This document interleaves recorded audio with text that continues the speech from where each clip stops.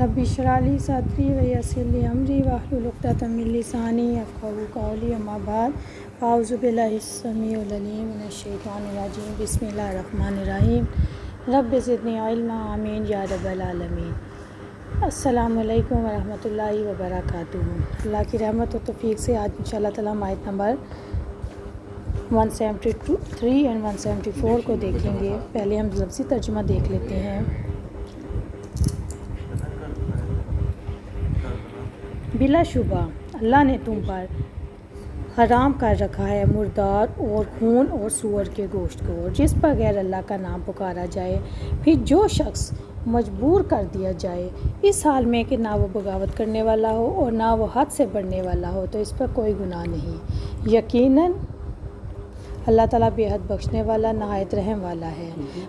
यकीनन वो लोग जो छुपाते हैं उसको जो अल्लाह ताला ने अपनी किताब में से नाजिल किया है और इसके बदले में वो थोड़ी कीमत हासिल करते हैं, ये लोग अपने पेटों में आग के सिवा कुछ भी नहीं भर रहे, और क़यामत के दिन ना उनसे बात करेगा अल्लाह ताला, ना उनको पाक करेगा, और इनके लिए दर्दनाक अज़ाब है।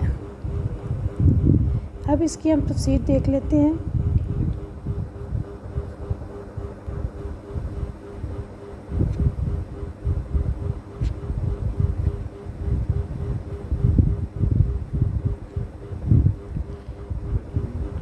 हर्रमा इन्नमा हर्रमा अलैकुम, यकीनन अल्लाह ताला ने तुम पर हराम किया है, यानी एक चीज़ को हराम कर दिया है तो हराम को हलाल मत करो। अलमैतता मुर्दार मरा हुआ, हाँ वो किसी भी तरीके से मरा हो, तबई मौत से, कहीं गिर के, लाठी लगने से, सींग की ज़रब से, या किसी दरिंदे ने मारा हो, ये सब सूरतों में हराम है।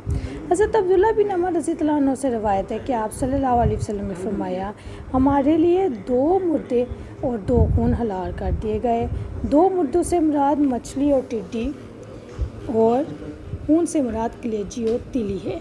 अब यहाँ पे आप देखें, टिड्डी यहाँ पे कहा जाता है, तो टिड्डी वो वाली टिड्डी नहीं है जो अमूमन घरों में छोटा सा कीड़ा काकरोच की तरह का पाया जाता है, वो टिड्डी नहीं है, बल्कि ये एक उड़ने वाला परिंदा होता है, ग्रास ऊपर की तरह का, फसलों वगैरह पे उठता है, और ये थोड़ा सा बड़े साइज़ का होता है।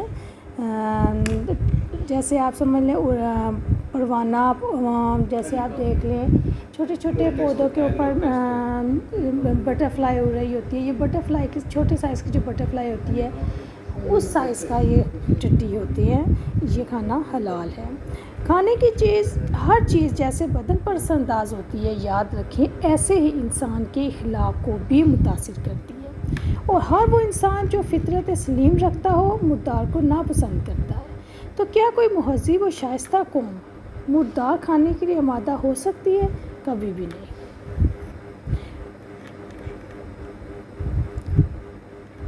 मुर्दार जो होता है वो नापाक और ख़राब होने की बिना पर ज़रर रसा होता है, नुकसान पहुंचाता है, और अक्सर और बेशतर मुर्दार जो है वो किसी बीमारी से मरता है। तो पास जिस बीमारी से मरेगा, जब इंसान उसको खाएगा तो उसके अंदर भी ये आ जाएगी।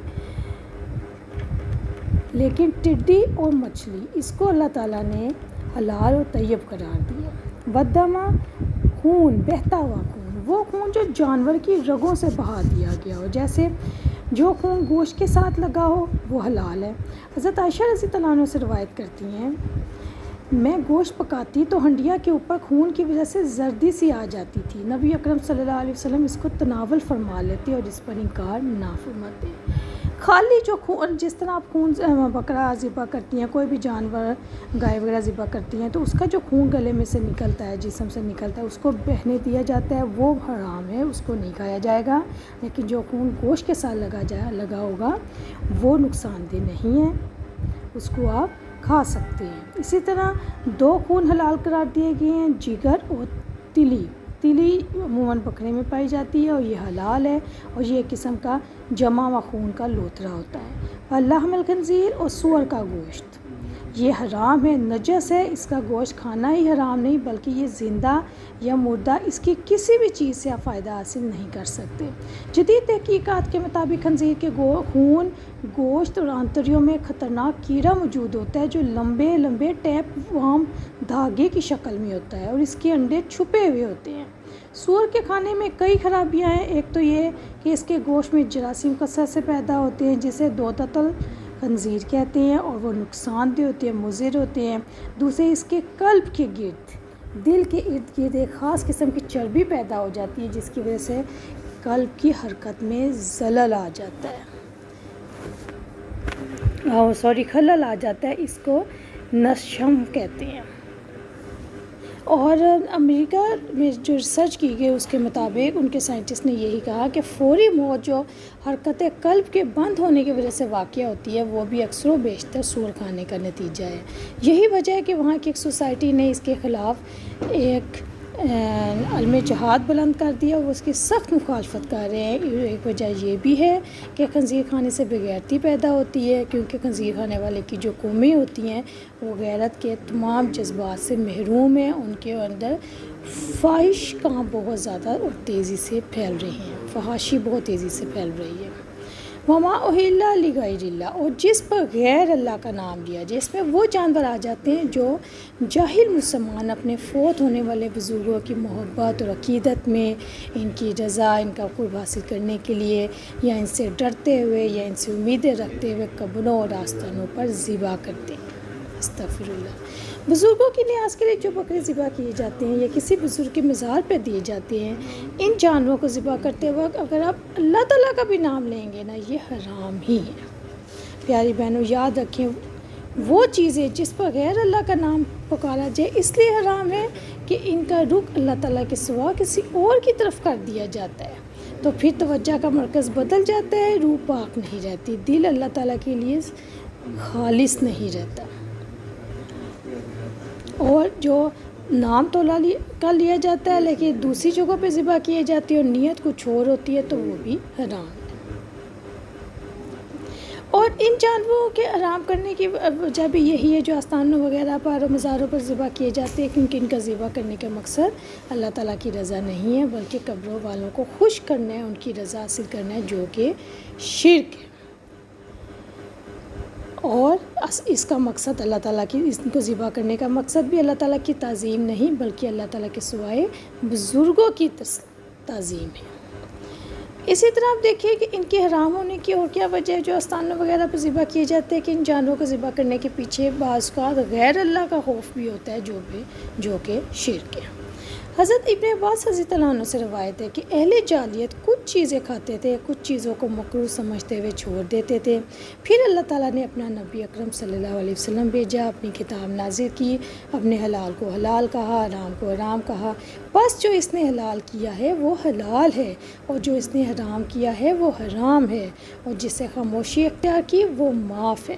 اور آپ صلی اللہ علیہ وسلم نے پھر یہ آیت تلاوت فرمائی، اے نبی اکرم صلی اللہ علیہ وسلم، ان سے کہہ دیجئے کہ جو وہی میرے پاس آئی ہے اس میں تو کوئی ایسی چیز نہیں پاتا جو کسی کھانے والے پر حرام ہو، الا یہ کہ وہ مردار ہے یا بہایا ہوا خون یا سور کا گوشت ہو، کہ وہ ناپاک ہے یا فسق ہو، اللہ تعالیٰ کے سوا کسی اور کے نام پر ذبح کیا گیا۔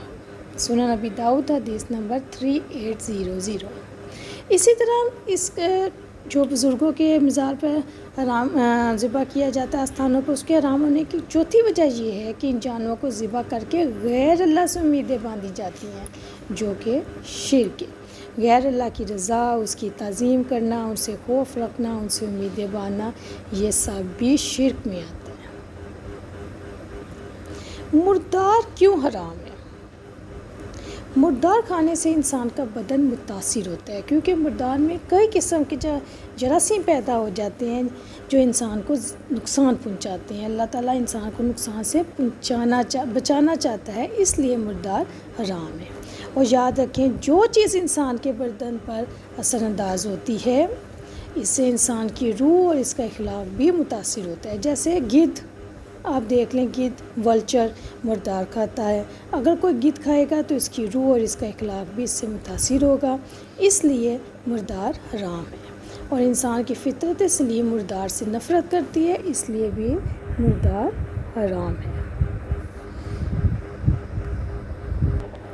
اسی طرح اب آپ دیکھیں کہ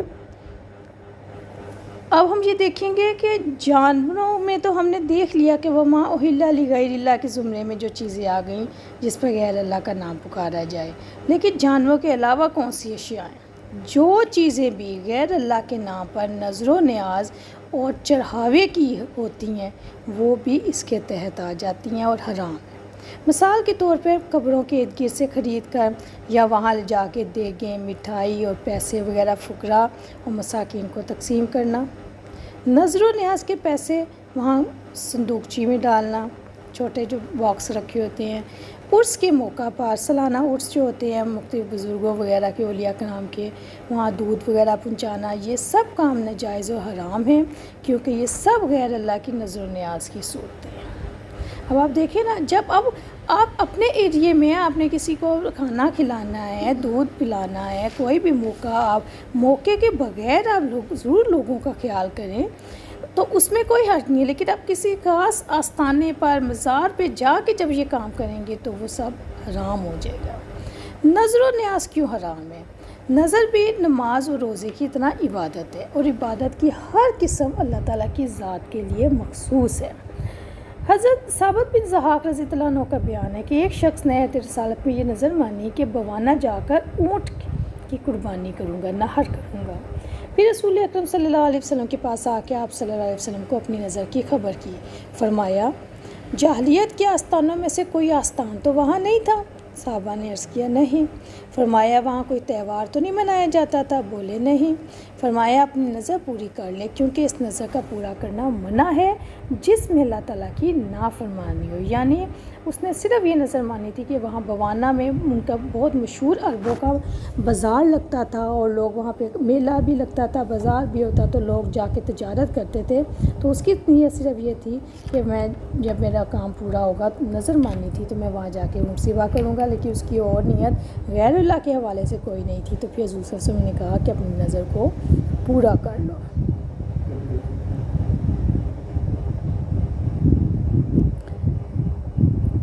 اسی طرح آپ دیکھیں کہ حضرت عائشہ رضی اللہ عنہ سے استغفار کیا گیا، یہ سنن نبی داؤد کی حدیث تھی 3313۔ حضرت عائشہ رضی اللہ عنہ سے استفسار کیا گیا کہ اجمی لوگوں کے تہواروں میں ذبح ہونے والے جانوروں کا گوشت کھانا حلال ہے یا نہیں؟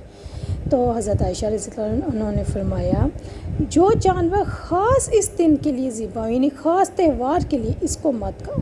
اور پیاری بہنوں، آپ یہ دیکھ لیں کہ خاص تہوار کے لیے جب آپ ذبح کریں گے، جیسے اب ہمارے بہت زیادہ محرموں میں بہت زیادہ ہوتا ہے کہ خاص اس دن کے لیے ذبح کر کے، جانور ذبح کر کے حلیم وغیرہ پکائی جاتی ہے، اور نیت یہی ہوتی ہے کہ ہم حضرت امام حسین کے نام پر ذبح کر رہے ہیں اور ہم کھانا بانٹ رہے ہیں۔ اسی طرح 12 ربیع الاول والے دن بھی یہی نیت ہوتی ہے، شب برات والے دن یہی نیت ہوتی ہے۔ خاص تہوار والے دن جب آپ گوشت کو ذبح کر کے کسی بھی صورت میں پکائیں گے تو وہ حرام ہوگا۔ فمن استر غیر باغ ولا عاد فلا اثم علیہ، پھر جو شخص مجبور کر دیا جائے اس حال میں کہ نہ وہ بغاوت کرنے والا ہو نہ وہ حد سے بڑھنے والا ہو تو اس پر کوئی گناہ نہیں۔